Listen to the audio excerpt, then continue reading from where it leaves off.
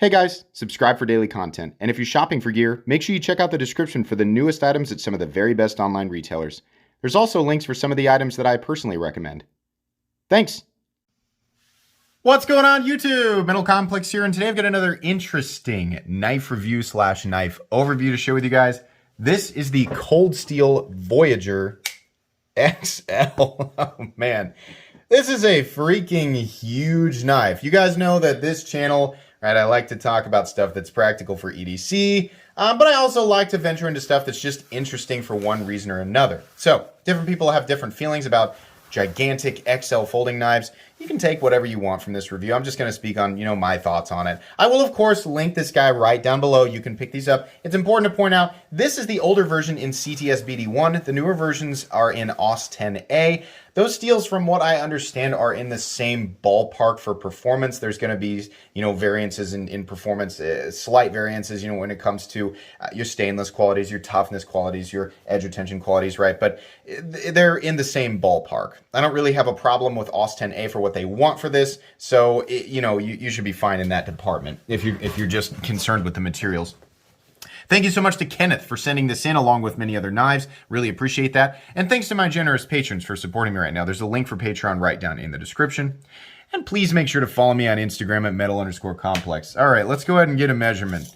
These come in 3 different sizes from what I've seen. They have the medium, which is sold out right now. They have the large, which I also believe is sold out right now. And then they have this gigantic XL version. The gigantic XL version is coming in at 11 3/4 inches. And if we go like this, it's coming in at 12 inches, right? If we're going straight across 11 3/4, we're going like this, it's coming in at a foot. The blade length is coming in at about 5.3, and your cutting edge is coming in at just a hair shy 5 inches, about 4.9 inches of cutting edge. Wow, this is a huge knife. How about some size comparisons? Up against the Ontario Rat, Model 1, and its little brother, the Rat 2. Wow, yeah, it's gonna make everything on the table look super tiny, right? How about up against the Spyderco PM2 and Para 3? A lot of people are wondering, what's the point of this? Why? We get it, everything's gonna be smaller. I don't know, just because, right? Some people are sitting here flipping a PM2 right now. I know that guy he's like, oh my gosh, he's talking about me. Yeah, some people are sitting there flipping a PM2 while they're watching this, right? So it's helpful, last but not least, let's do the Mini Griptilian and the Benchmade Griptilian, or in this case, the Ritter Hogue. So there you go. We have, you guys get it. It's really big, right? Let's talk about carry profile in terms of obviously, it's not so much going to be the thickness of this guy. The glaring issue with putting this in your pocket is that it is really big overall. Like, it's really long too. Thickness. Oh yeah, it's thick. Definitely. No getting around that. So you're going to be working with that as well. Height and length, PM2, Para 3. You guys get it, right? It's taller than the PM2 and Para 3. It's longer. It's thicker, right? This is not going to be, I mean, if you're just a truly XL knife guy and your pockets are so deep, right? You've been carrying these things, then maybe it won't bother you. But for the vast majority of people out there, if you're wondering, is that going to make sense in the pocket? Probably not. Let's go ahead and finish up here with blade stock thickness. Blade stock thickness coming in at, I'm going to guess 165. Oh no, it's okay. It's not bad. 145 thousandths. So it's about the same as like the PM2. Is that? Well, all right. There you go. It's not horribly thick in the blade, but thick enough for sure. Liners. We do have liners. From what I understand, from what I read on the website, these are actually aluminum liners. And I tested that. Sorry, we're getting this. I tested that out with a magnet, and yeah, it appears to have aluminum liners, which is fine because the liners, obviously you don't want the lock to be that. The lock on this guy is steel. The triad lock is steel. It's also one of the main integrity pieces, right? So it's just the liners in there are just adding a little bit of structural integrity, and they're gonna, resist corrosion really well too. So I don't really have a problem with that. Weight. What do I think this guy weighs? 5.5 to 6.5 ounces. It's really hard to tell because it's so long. Oh no, I was way off.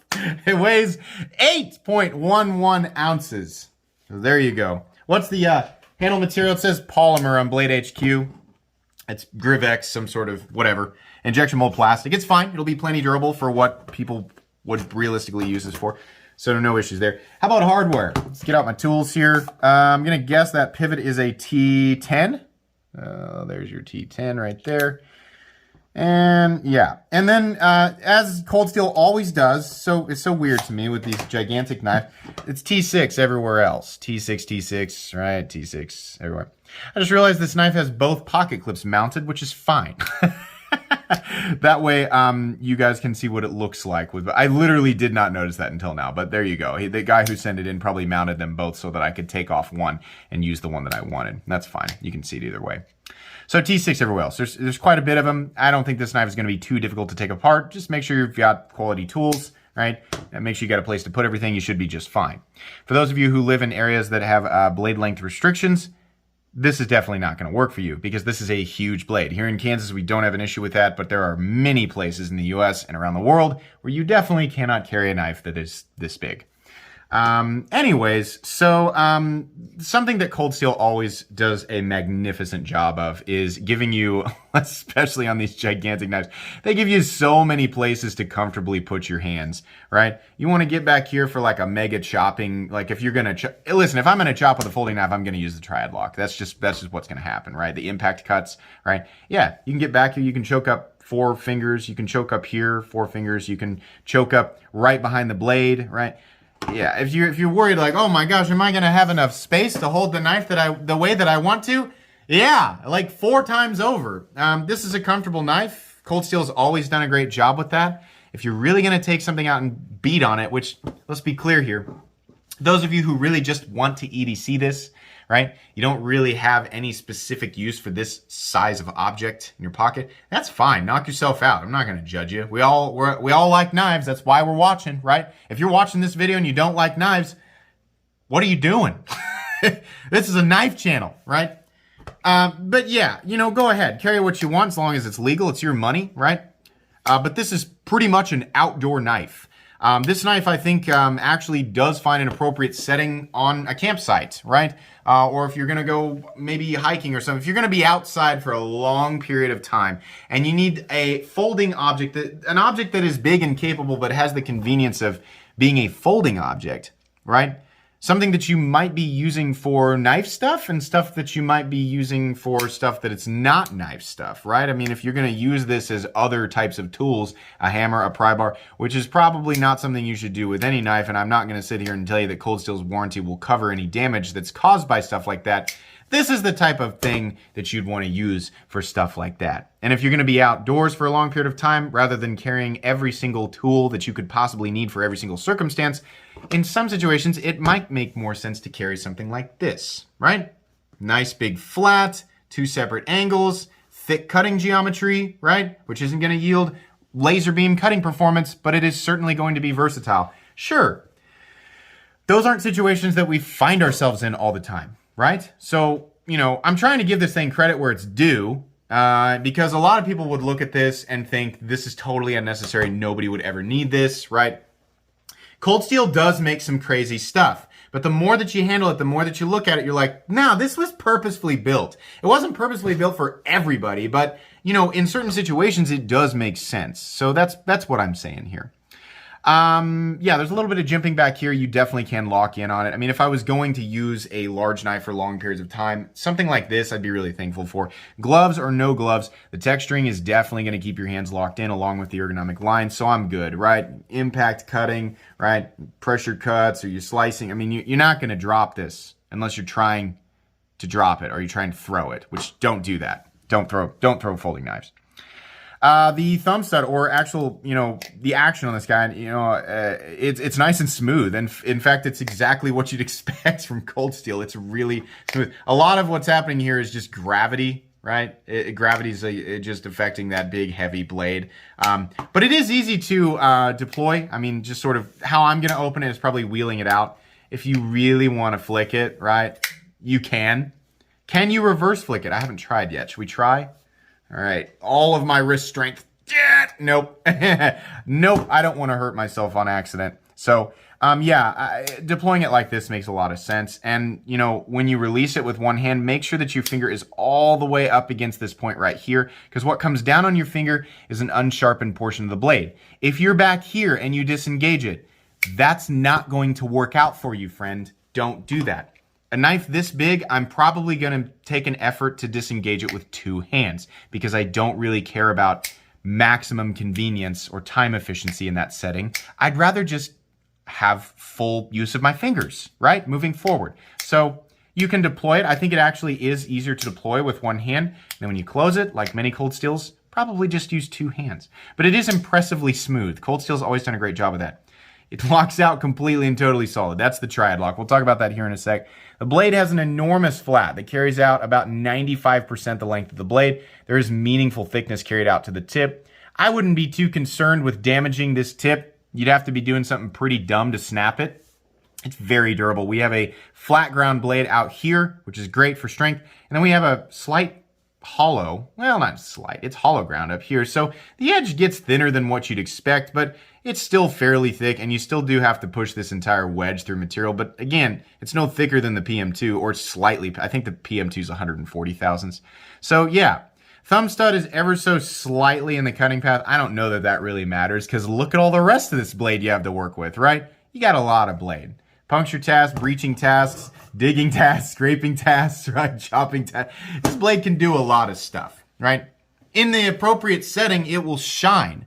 But that setting is not a setting that most people find themselves in, right? So yeah, again, camp tool, it makes sense. It might even be overkill as a camp tool, but some people really do need a longer blade and really want that longer blade to be a part of an object that folds, because it's convenient, right?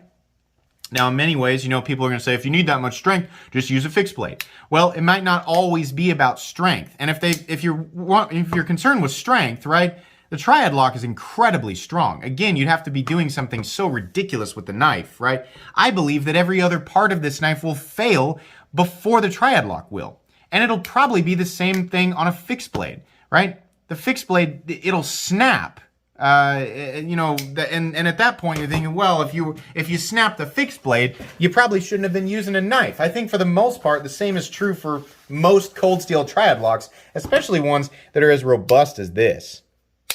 Snap. It does give you that nice, you pick something like this up, it's what you'd expect. You're like, yeah. Anybody that I've ever shown a knife like this to, check this out. They go, oh man, that is cool. It's just, that's the response, right? Even my mom was like, wow, that's just a natural response that people have, Anybody who's even remotely interested in knives, or at least not fearful of them, will have that response, right? They might not, be like, oh my gosh, I have to rush out and buy it. But it's just kind of like, holy cow. It does feel capable, and I think it'll perform that way, and it'll give you the same feeling while you're using it.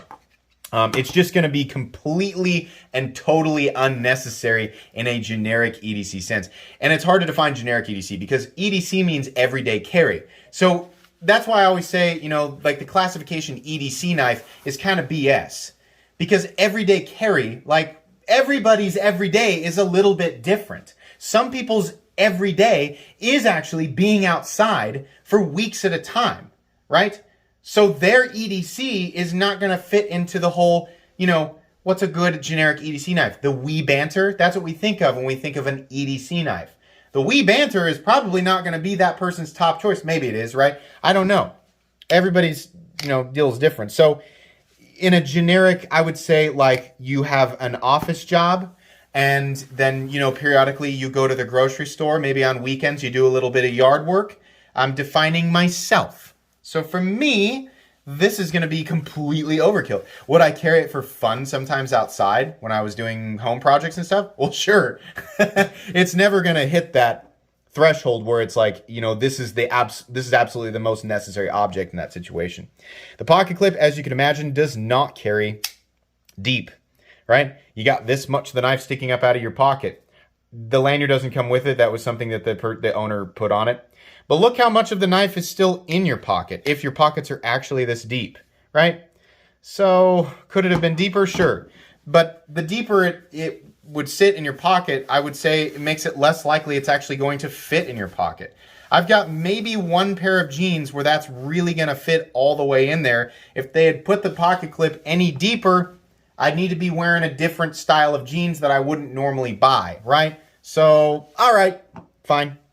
2 different clips, left to right hand. Like I said, fully ambidextrous, or I didn't mention that. It is fully ambidextrous because of the triad lock, right?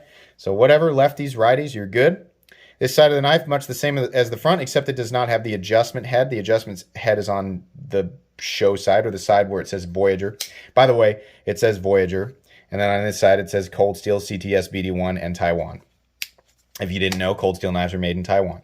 The centering is, it's one of those where because it's, see what I mean? The blade is so long and it's running on mushy Teflon that I can move the blade all the way to this side or move it to this side, right? Whatever. It locks up completely and totally. So there's no blade play up, down, left, or right. This is definitely a knife where if you are running with it, it could easily, just because of how big the blade is, right? It could whip out like that. Some people are like, well, that's a tactical deployment. That's a engineering element. That's a design element. It's on purpose. I mean, whatever. Don't go jogging with this in athletic shorts. I feel like I probably shouldn't need to say that, but if I do, don't do that. That's a recipe for just a real bad time. Don't do that. But all right, So what are my thoughts on this? Here's the thing. If you are the type of person who works outside a lot, and I'm not talking about just on a construction site. I think there are substantially more beneficial knives to carry on a construction site. But if you're really going camping and hiking a lot, and you find yourself outside wanting to keep as few tools on you as possible, but make those tools as capable as possible, this might work for you. This might actually be a tool that makes sense, because you can do a lot of stuff with this. I think it is capable of a lot, even if some of those things might void your warranty. Cold steel knives have an amazing track record of being incredibly capable. It's not often have I seen a cold steel knife destroyed outside of being run over by a truck or the blade put in a vise and somebody beating on it with a sledgehammer, right? Which is why it doesn't prove much. So yeah, they're incredibly capable for those settings. Can I recommend this knife to everybody? No, not at all. If you're really into big knives, I mean, what does this come in at? It comes in at like $67. I don't have any problem with what they're asking for this. Not at all. Cold Steel's fit and finish and overall quality are always great, right? You get that big smile on your face because it's a big freaking Cold Steel, right? I mean, come on. They know what they're doing with their marketing, and we do too. And it puts a smile on everybody's face, even if it's ridiculous, right? That's what you're getting here. You're getting a big, crazy knife. For most people, this will just be scratching the itch for a big, crazy knife, right? It'll be a conversation piece, something you can show off to your friends, who are knife people, and in the appropriate setting, of course, right? If you really, really, really want to force this as an EDC, like I said, knock yourself out. For the few people who do need an object like this to be incredibly versatile because you're trying to minimize the amount of weight on your person while you're outside doing whatever it is you're doing for long periods of time, this might just be one of the best bangs for your buck out there. But that's really specific, right? For that reason, I cannot recommend it to everybody, but let me be clear. This is a well-priced, well-made item, and it is very, very capable. So do with that information what you will. I don't think there's really anything else I need to say here. I had a lot of fun with this. These big, even though they're not like, ultra practical, right? I'm not going to sit here and be like, I can only review items that are just of the most exquisite quality that make the most sense in a hypothetical practical scenario. No, I like looking at crazy stuff. It's fun. It's fun for me. I hope it was fun for you guys. Like I said, check this out in the description. I'll make sure and link it down there. Be sure to follow me on Instagram at metal_complex. Thank you again to Kenneth for sending this in for review. If you enjoyed this video, please leave a like. If you'd like to check out my other content, I do, of course, have lots of videos of knives that are either expensive or inexpensive that I do or don't like, so check those out. And if you enjoy all my content, go ahead and subscribe because there's definitely more coming. Thanks again for watching, everybody, and have a great day.